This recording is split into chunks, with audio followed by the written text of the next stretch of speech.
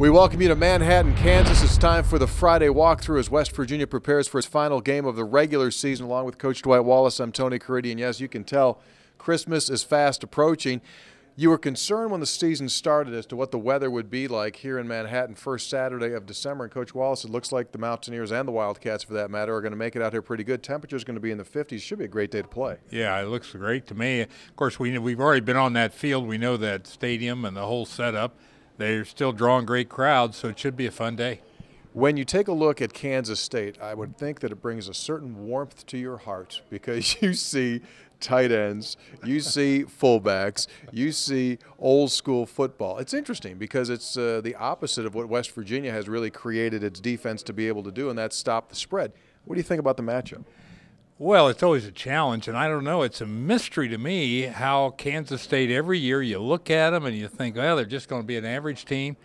They've won 5 games this year. They were within a touchdown of Baylor, a touchdown of TCU, and a couple points of Oklahoma State. And, I mean, that could have been 3 more very easily. They could be 7 just like us right now very easily. So, I don't know. I look at them. They look at the whole thing differently. They game plan it differently. They're leading the conference in time of possession. They lead the conference in red zone offense.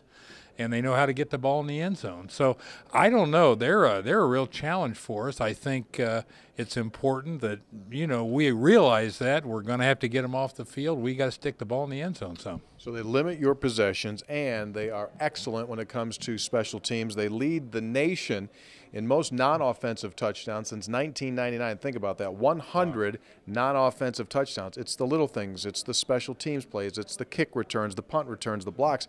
Those will probably end up telling the real story of this game. Yeah, they also are #1 in penalties, so they don't make mistakes. They don't have missed assignments. They're not going to give you the football. So if you give it to them, it's probably going to end up on the scoreboard, and that's what we have to be careful about. One motivating factor here for West Virginia, that's Wendell Smallwood, the WV running back. He's got a chance to win the league's rushing title, and he knows about it. Dana Holgorsen said he's had his best week of practice. I think that kind of invigorates everyone on the team, especially the offensive line. They know what their guy needs, and I think that'll be a catalyst for them. Yeah, I think so, and you hit it right on the head there. We mentioned offensive line.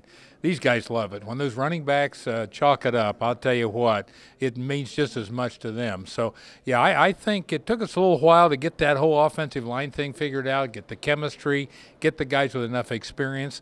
But all of a sudden now we're rocking pretty well. We got some guys playing good football up there. We got running backs that know what's going on. So it'll be exciting, I think, to see just how that all comes out. Limited possession game. Every possession will matter a great deal. Our kickoff is set for 4:30. Our pregame coverage on MSN Radio begins at 1. We hope to join us then. Along with Coach Wallace, I'm Tony Caridi, and this has been the Friday Walkthrough.